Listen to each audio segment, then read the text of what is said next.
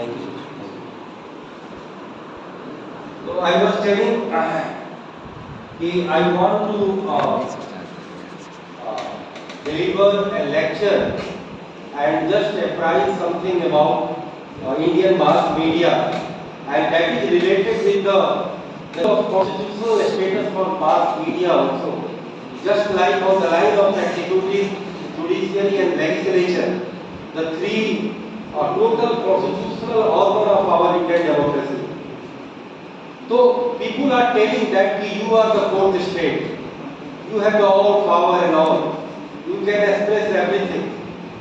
It is true, but everything must have some legal and constitutional validity. And I have already spent my 30 to 32 years time in journalism, where I was doing mass communication from Indian Institute of Mass Communication in 1992.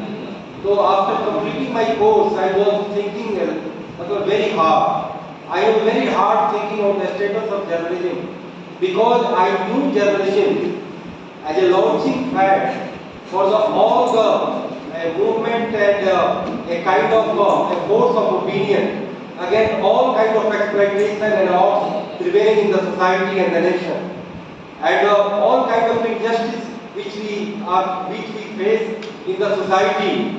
This is the only mass media which can make a public opinion, which can make a thoughts against any odds and any injustice or any exploitation or any kind of inequality or any sorts of torture and all kind of bhrashtachar, durachar, kadachar, tiraskar, vyabichar, like all char and all kind of car. So I think the mass media is the biggest platform to do this. But when I went inside the mass media, I just found a totally different thing. It was a more a platform for exploitation. What I felt is that it's a panacea for all kind of exploitation. Because we have provided only, we have talked about only the freedom of expression, freedom of press, but we never thought about if there should be a separate space and separate a constitutional entity for mass media also.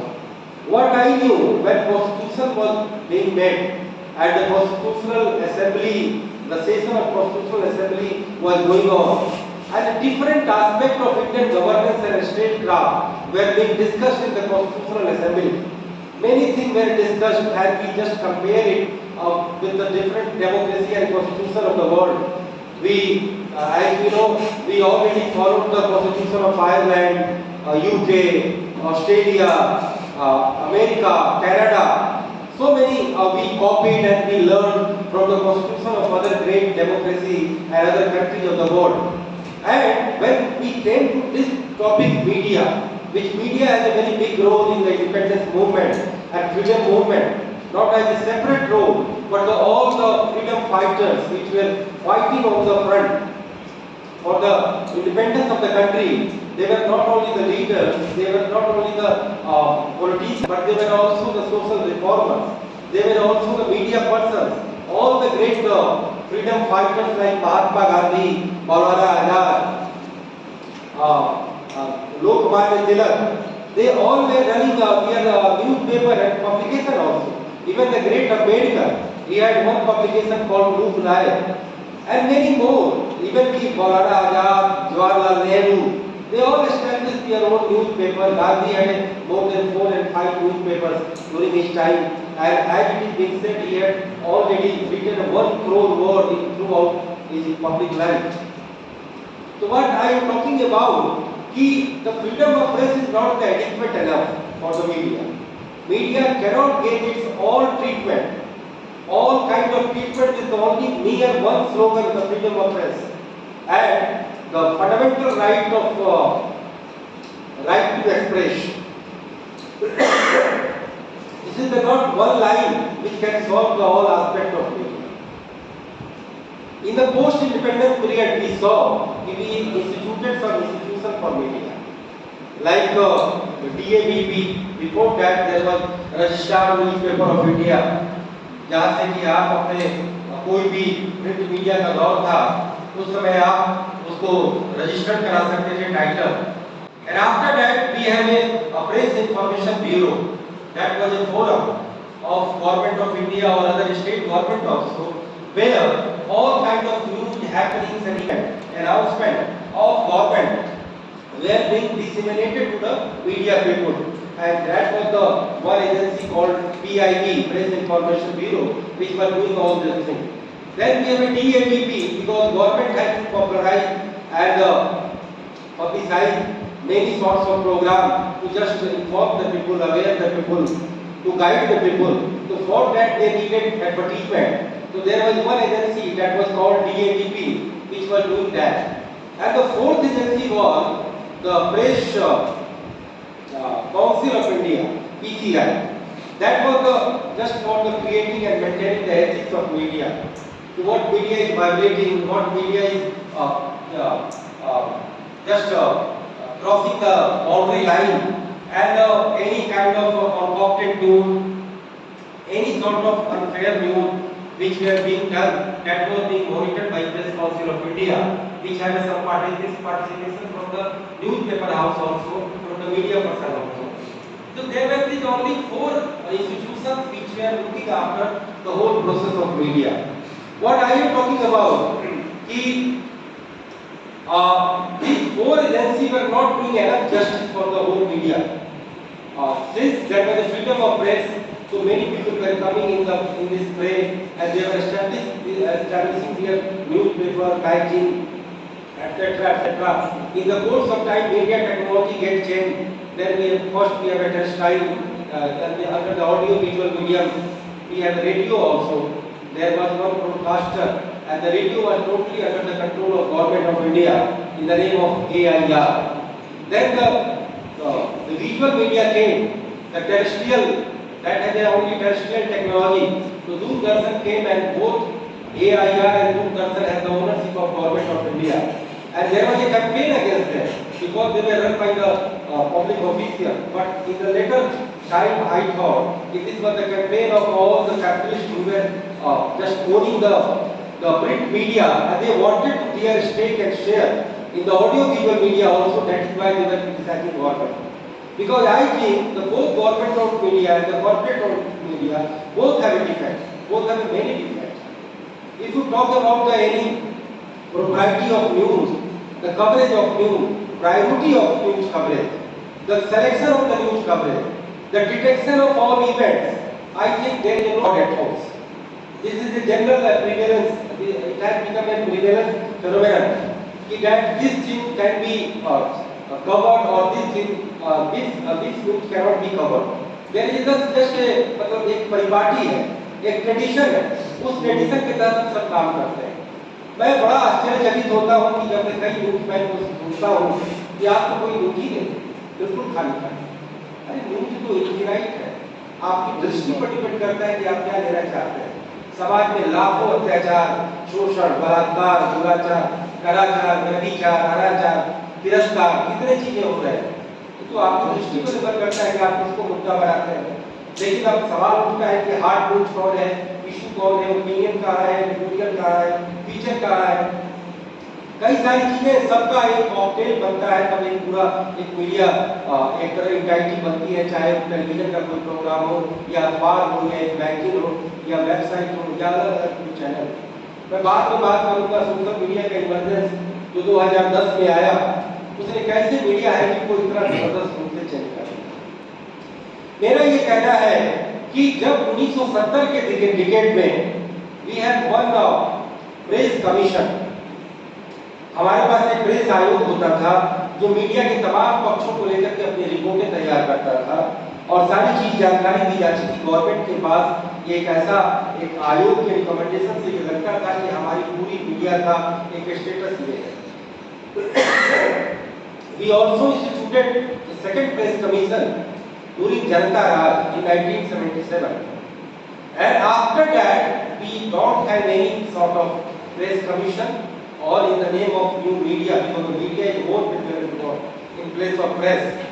So I would also like to be called ourselves as a media person rather as a press man or a press reporter. So there is no even a media commission.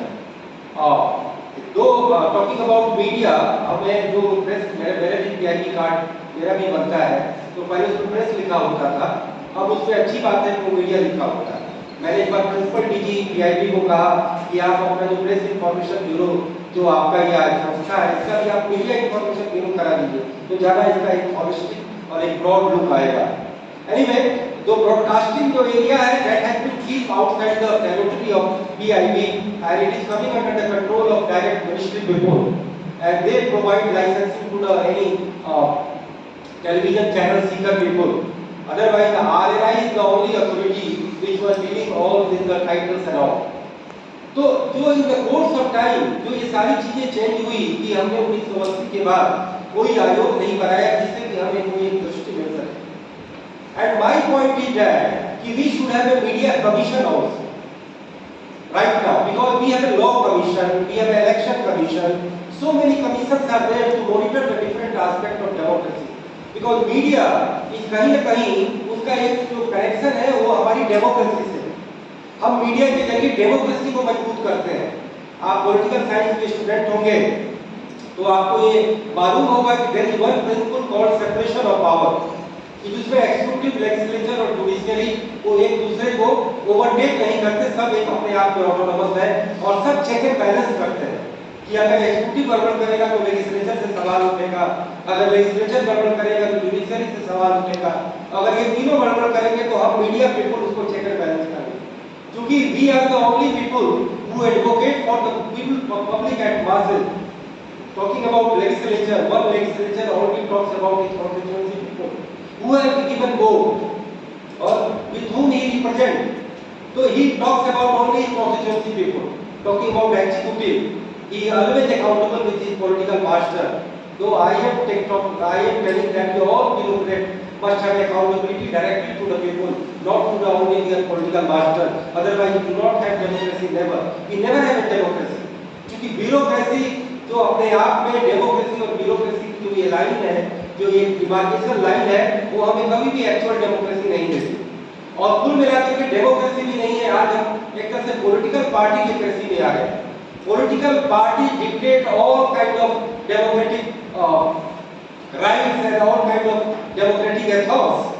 क्योंकि हमारे यहाँ कोई जो एक जो member बनता है parliament का या लेजिस्लेचर का या लोकल बॉडी का, वो उसकी कोई कीमत नहीं है, उसकी पार्टी की कीमत, वो पार्टी के आधार पर सारी चीजें डिक्टेट होती हैं। This is not good for the democracy. Even our constitution never talks about political party. They only talk about your public representative who have been elected by you in other all three type system of governance, democratic governance. So what I want to tell that the media और judiciary, talking about the judiciary, वो भी अपने मुद्दे और मुद्दई की केवल बात करते हैं कि जिसने केस किया और जिसके खिलाफ केस हुआ उन दोनों से जुडिशियरी को लेना देना है, एक्जीक्यूटिव को केवल अपने पॉलिटिकल मास्टर से लेना देना है, लेजिस्लेचर को केवल अपने कॉन्स्टिट्यूएंसी पीपल से लेना देना है। But it is only media जो कि पब्लिक एट मासेस, जो पूरे लार्ज पब्लिक को लेकर के एडवोकेसी करता है। लेकिन आपकी हैसियत क्या है? जीरो, बिल्कुल जीरो है। अब ठीक है, आप इंटरव्यू लेने चले जाए जो भी का या चलता, तो आप लोग सोचते आप बड़े खुले होंगे कि हमारे यहाँ खिला रहा है, टाइम दे रहा है, बड़े जी करके बात कर रहा है, लेकिन वही सब।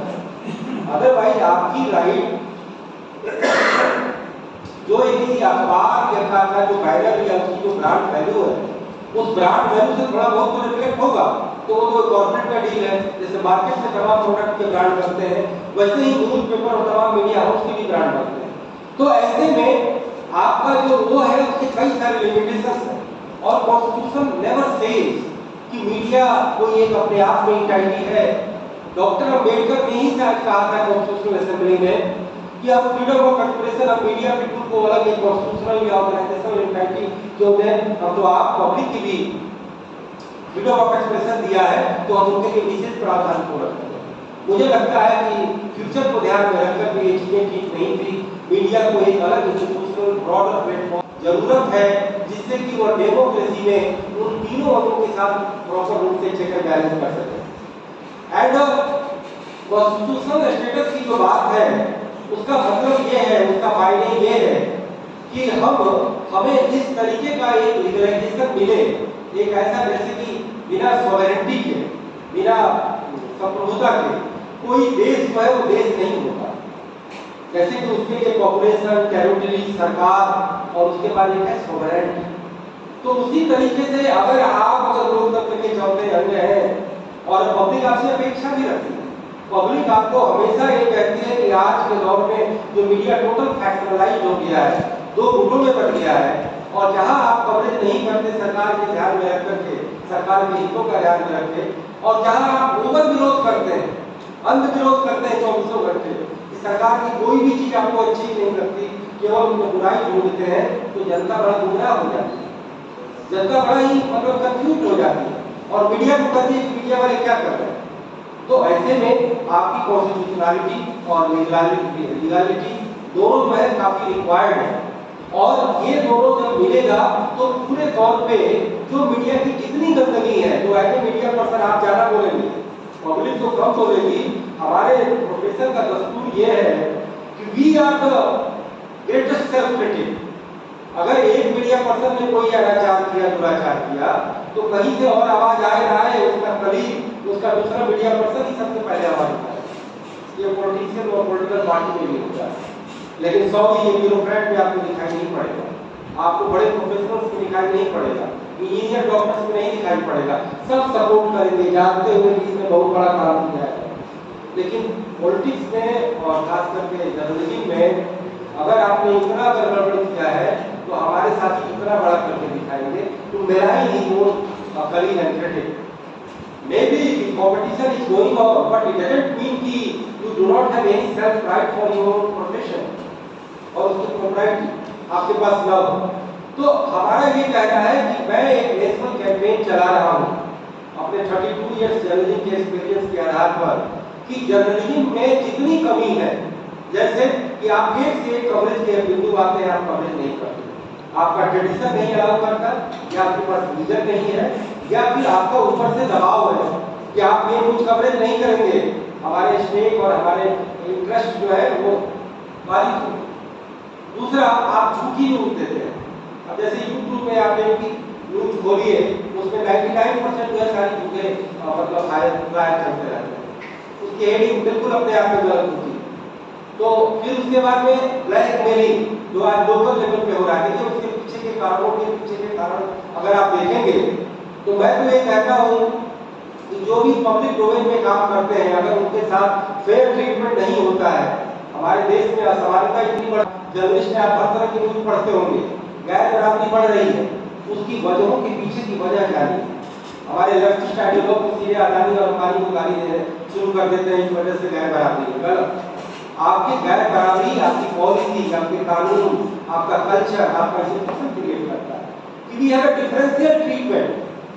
हमारे पास एक बराबर हम ट्रीटमेंट नहीं करते। एजुकेशन, हेल्थ, एम्प्लॉयमेंट, लेबर और सोशल सिक्योरिटी, इन पांचों मुद्दे पर हमारी डिफरेंशियल सॉर्ट ऑफ पॉलिसी, हमारे अलग अलग वेतन की नीति है, अलग अलग रोजगार की नीति है, अलग अलग एजुकेशन के ब्रांड है, अलग अलग हेल्थ के ब्रांड है, अलग अलग तरीके का पेंशन मिलता है। गांव के गरीबों को 400 रुपया पेंशन नहीं मिलता हर बार, और हमारे सरकारी कर्मचारी कहते हैं कि नहीं, हमारे लाख रुपया वाला जो पेंशन हमें दिला दो, भले देश भट्टे में जाए, वो कहते हैं हम खुश रहेंगे तो सब खुश रहेगा। तो हमारी यह गैर बराबरी इन सब चीजों से बढ़ रही है कि चूंकि हम अवसर की समानता, that was the सबसे greatest line written in our constitution, but it never applied in letter and spirit both. So what I am talking about, the media is a most instant medium which can act very instantly, very immediate manner. And if you go to the court, that will take time. It has its own process. If you go to the any executive body, he never listens to your problem and complain. Some may have exceptions.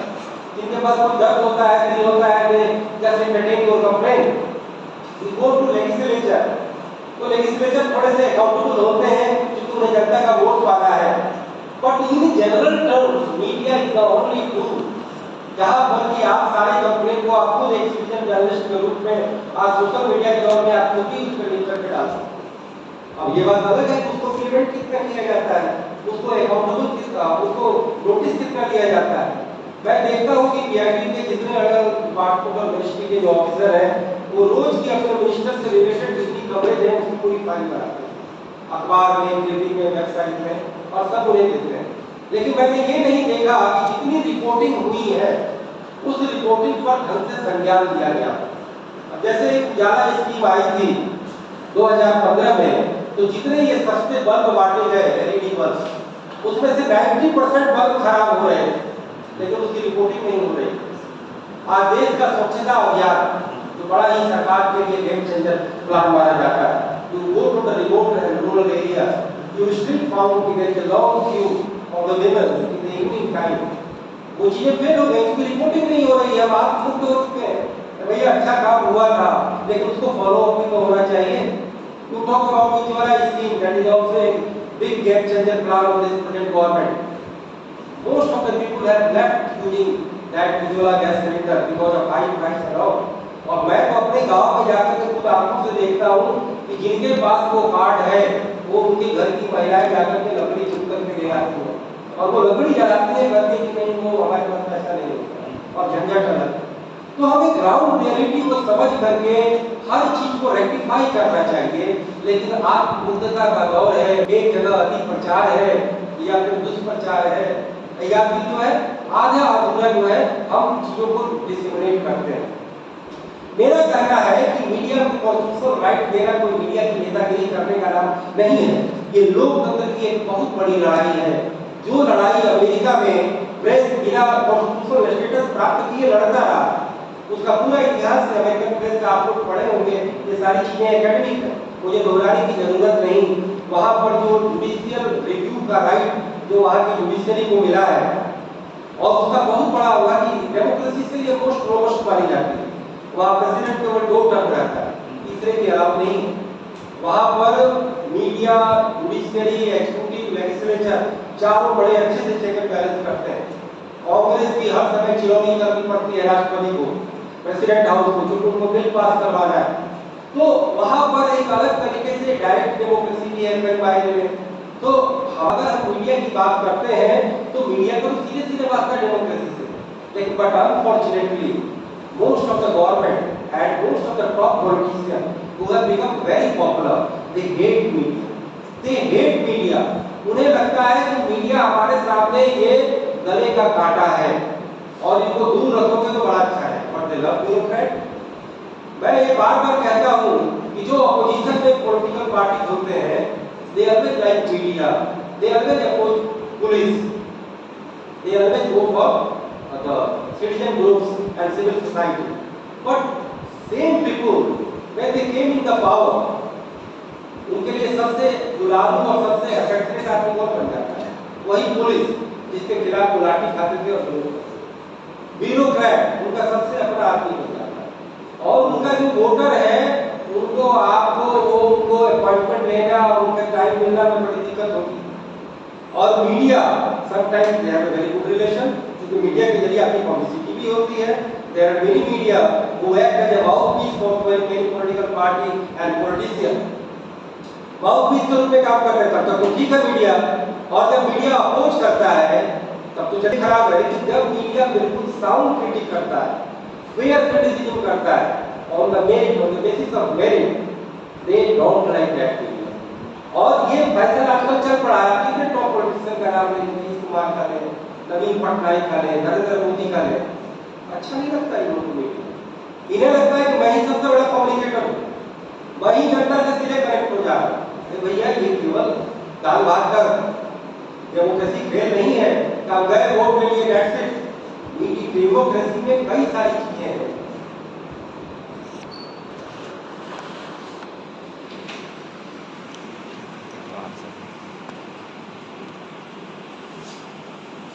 तो media को अपने तरीके से ये देखना होगा कि media को वो सारी प्रोप्राइटी और वो सारी सोवराइटी दी जाए कि मीडिया अपने डेमोक्रेसी के लिए, देश के सिटीजन के आवाज को उठाने के लिए और देश में एक स्वस्थ जनमत का निर्माण करने के लिए, एक पब्लिक ओपिनियन कराने के लिए मुझे लगता है मीडिया ताकतवर है। इसलिए मैंने कहा कि अगर अंध समर्थन खराब है तो अंध विरोध भी उतना ही खराब है।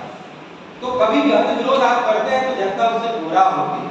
हमारी अपनी टेरिटरी है, हमारी अपनी जगह है और उस टेरिटरी में हमारा रोल तब जाकर के रिफ्लेक्ट होता है कि जब हमें अपने कॉर्पोरेट हाउस से हमें तमाम ऑर्गेनाइजेशन से न केवल एक फ्री स्पेस मिले, बल्कि हमारा कॉन्स्टिट्यूशन इस बात की इजाजत दे कि मीडिया को भी वही रोल निभाना है जो एक जुडिशरी निभाती है।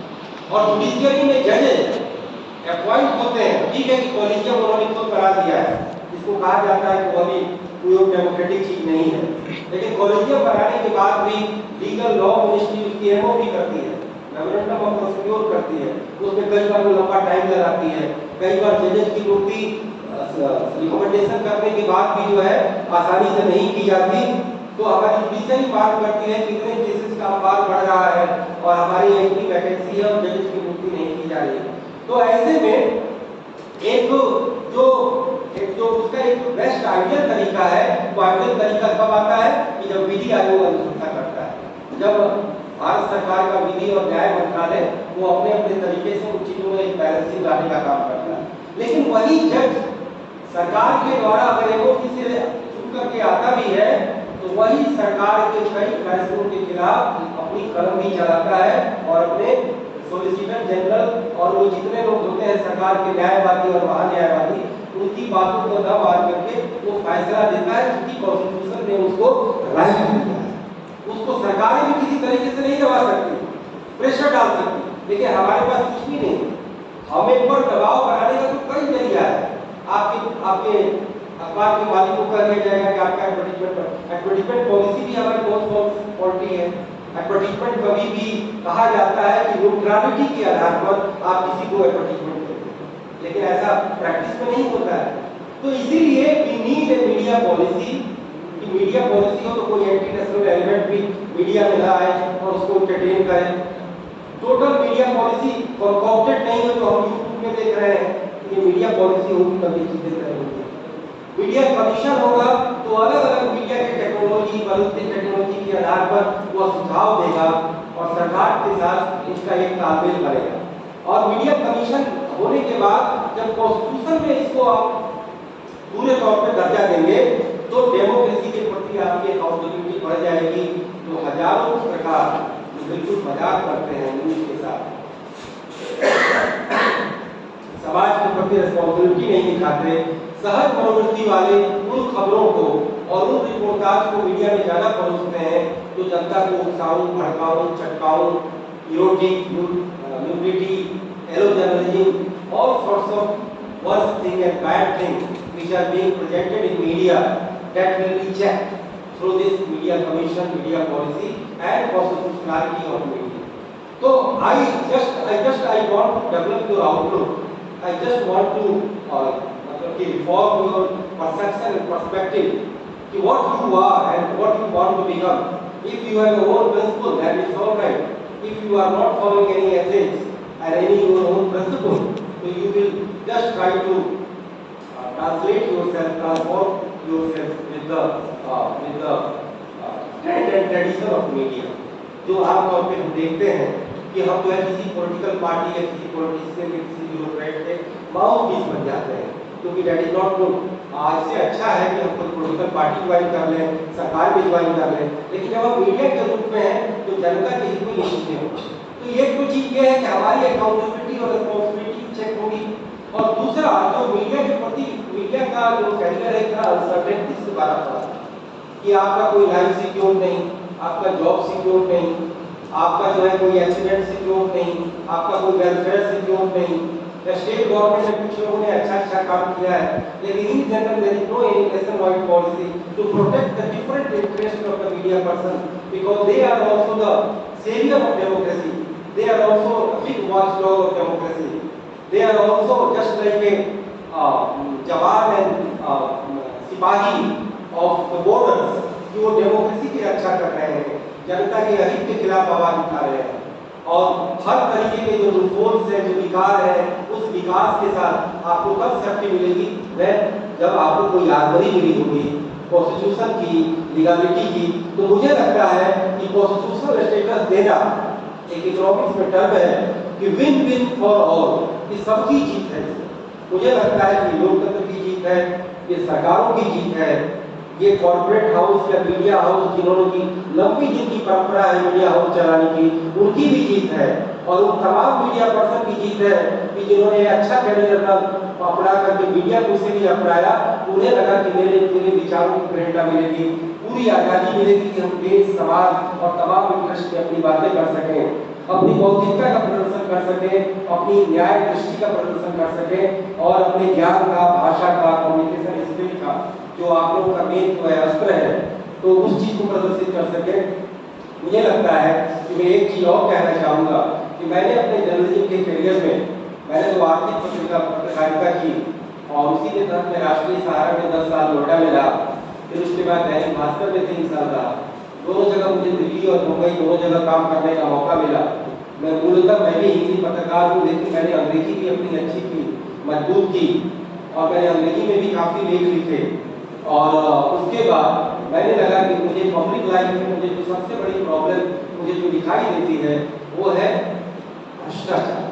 भ्रष्टाचार का मतलब ये नहीं कि एक टिपिकल रिपोर्टर कहीं गया और किसी का पर्दाफाश कर दिया करप्शन का, घोटाले का, बिना उसके सारे पक्षों की पड़ताल किए, या उसके मन में इंटरेस्ट ये रहा होगा कि ये फलाने को बदनाम करें, नेमिंग करें, स्मीमिंग करें, या अगर वो सही भी है, अगर वो भ्रष्टाचारी है भी, तो एक रिपोर्टर यह नहीं सोचता कि पूरे देश में भ्रष्टाचार का निकाला और मारा, ये सारा जो इसका प्रोटोप्लाज्म है और इसका जो पूरा डीएनए है, उसके कारणों के पीछे के कारणों का भी पता लगा है। लेकिन आप लोग तो रिपोर्टर ऐसा नहीं करते, क्योंकि न्यूज हमेशा माइक्रो होता है, एक इशू सेंट्रिक होता है, और इशू जो होते हैं वो माइक्रो होता है, यानी वो बृहदाकार होता है, वो देश के तमाम सेगमेंट को लेकर के करता है। तो मुझे लगा कि corruption is the root of all problem, is the mother of all problem, and that is why I just plan to write a massive and encyclopedic book on corruption having so many dimensions। और इसको लेकर के मैं दिखाना चाहूँगा, just want to share with you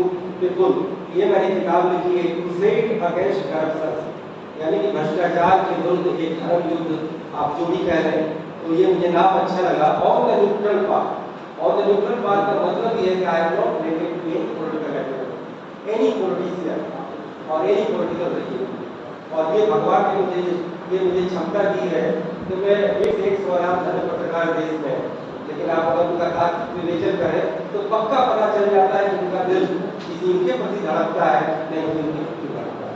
तो मैंने on the neutral path इसीलिए लगाया, ये पूरी एकेडमिक इंटेलेक्चुअल और एक मैसिव बुक बनेगी, और ये 2 वॉल्यूम में ये मैंने किताब लेकर के पहले 5 वॉल्यूम में प्लान किया था, ये वॉल्यूम 2 और वॉल्यूम 1 है। और यह किताब मेरी डायग्नोसिस है, तो एक मेरी दूसरी किताब है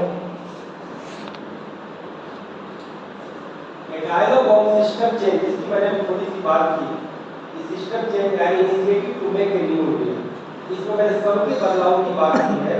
बदलाव की बात करने का मतलब ये नहीं कि प्रेजेंट में जितनी अच्छी चीजें हैं उसको मैंने अंडरलाइन किया है, मैंने उसको भी उतना ही हाईलाइट किया है। हमारे यहाँ नई आर्थिक नीति के बाद से बैंकों की राष्ट्रीयकरण और न जाने तमाम एक से एक ग्रेट वर्क हुए, तो सबको मैंने ध्यान रखते मैंने समझाया है कि देश में political reform and vision plan क्या होना चाहिए, economic reform and vision plan क्या होना चाहिए, administrative reform and vision plan क्या होना चाहिए, और ये सारी चीजें लिखने के बाद social vision and reform plan क्या होना चाहिए, और सारे पब्लिक डोमेन के प्रॉब्लम को लेकर इसमें फंसा है। इसमें इवन कि भारत और पाकिस्तान के विभाजन को लेकर के भी मैंने बिल्कुल अपना टेक दिया है, और इसमें ऑब्जेक्टिव हजारों तरह के सुझाव और परिवर्तन क्या होने चाहिए बिल्कुल एक पॉलिसी रिसर्च के मार्फत दिया गया है, और सब्जेक्टिव तौर पे इसमें बड़े बड़े विचार विमर्श किए गए। और अंतिम चैप्टर 76 साल में क्या बेस्ट लोग हुए, और बेस्ट पॉलिटिशियन हुए, लीडर हुए, पॉलिसी बेस्ट कौन आई, बेस्ट कैंपेन कौन आया, जैसे कि पोलियो उन्मूलन अभियान आजादी के बाद की बड़ी सफलता है, जैसे कि अलग अलग समय में अलग अलग दौर में प्रेसिडेंट मोदी साहब सरकार में भी बड़े अच्छे अच्छे काम हुए हैं, उन सब का जीता है। तो हमने ग्लोरी ऑफ रिपब्लिक के नाम से जो लास्ट चैप्टर है इसके बारे में ये लिखा है, और कोरोना काल में इन सारी किताबों का हिंदी भी निकालने का मुझे अवसर मिला।